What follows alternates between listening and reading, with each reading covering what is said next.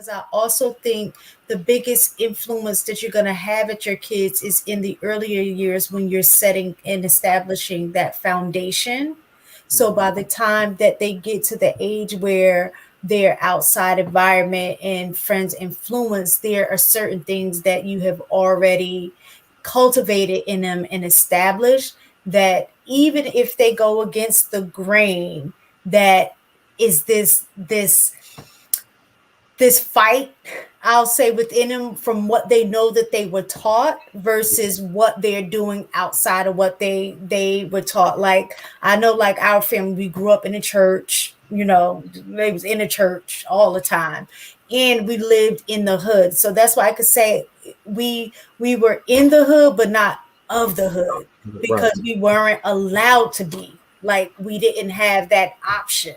So our experience with what we were taught outside of our home was when we were able to go outside for a little while, or sneak outside while they were at work and then try to hurry up and run upstairs before they got home because we wasn't supposed to be outside, or like cursing and stuff. We weren't allowed, like we couldn't say fart, things like that. But when we got outside, we was, letting it rip, like saying everything we couldn't say. But then when we got inside, we knew we couldn't. So I think it's a lot of establishing that foundational aspect before you actually go into the world, because now you have this dual situation of what you were taught were right, but you're fighting against it to kind of find yourself. And that's where I think the influence part, And comes in. to piggyback off of that, Miss Taker. Go real fast, and then we're gonna go to Nas, and then I have some I want to add to that. So like, it's so like, all right. I didn't have the same parental directly in the house as some of the other kids, right? So you knew the ones whose parents, they couldn't even come outside and hang out with us like all night, do all of that stuff. Like when we moved to another neighborhood. Now, if you go to college, right, the easiest girls to like have one night stands with are either the ones who are already going or the ones who have no idea what's going on. They kind of green to the whole scenario of dating. So that was to piggyback off your point and just point out some nuances in there. Mhm. So I disagreed with the video. I understand the whole part about environment and all of that stuff, but I think from what I have looked at, I think the biggest differentiating factor of success is independent thought, critical thought. If you are not able to confidently think critically and think for yourself, most children, whether it's a single parent household or a two-parent household, are taught compliance. Yeah. And so what happens is they comply as long as they're under the thumb of whoever has the consequences of complying. And the moment that thumb is lifted, they start to do things that's counter to what they're taught.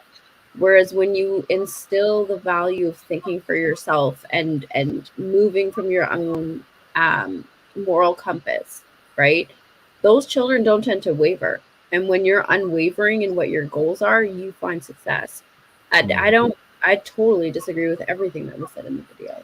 So are you, my question, so you're saying, Enos, you don't think your environment has anything to do with the way that you think and how you move? I think your environment has as much effect on you as you allow it to.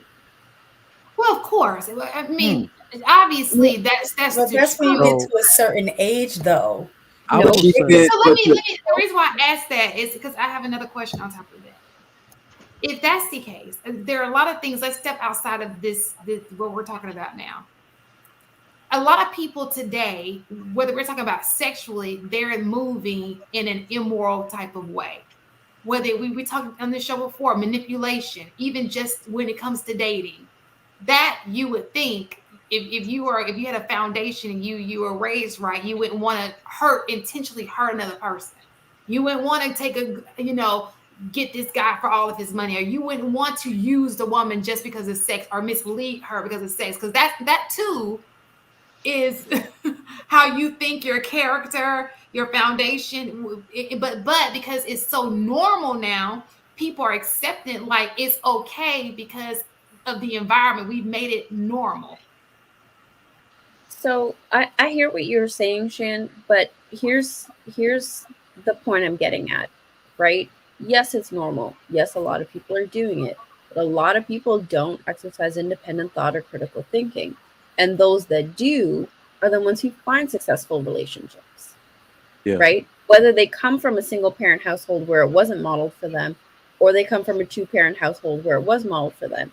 If you're able to say, okay, this is normal, but it's not for me, you're going to find success in what you're looking for. Yeah, but so I still think he's right. The video is right. Because what you're saying is absolutely correct, but it's the environment that cultivates that. It's the environment that cultivates the opportunity for independent thought. So this happens a lot. So if we're talking about community, the community in higher income areas is not destroyed. I've really just found it kind of creates itself. I was at a birthday party last week and they were like, "Oh, your boy's going to big school now. Um, isn't he going to the Spanish immersion program in this elementary school?" And I was like, "Oh, well, my wife tried to hit the lady up. I thought they were full." She's like, "No, I can get you in and I can keep the kid I can take him home from school and back to the Spanish school." And that type of community is what I'm realizing that, oh, this is a lot different than A-Leaf, where I came from, which is, a suburban version of the hood inside of Houston, where everybody mind their own business. They don't help you. They don't talk to you. You know what I mean? It's get your kid out the street. Like nobody look out for you. So it's like these people are here creating opportunities for independent thought, talking to your child when you're not there, asking if they can help with the homework, asking if your child can come play with their child. So it's a lot more opportunity for that in higher income areas, whereas it's almost no opportunity, and or the parents are very protective over their children in lower You know, income communities. I there's a quote that if you're the smartest person in the room, then you're in the wrong room. It's Mhm. almost like that. You think about outside of the room, just the environment, the people you want your kids to hang around, the type of the social atmosphere you want your kid to be a part of. Like it's such a bigger, Like you big know, fish or big pond or big fish in pond or whatever. right. That Just kind even of the kids, thing. the kids your kids have access to, the things they learn, the expose, it's just a little, and don't get me wrong, that can come with some problems too.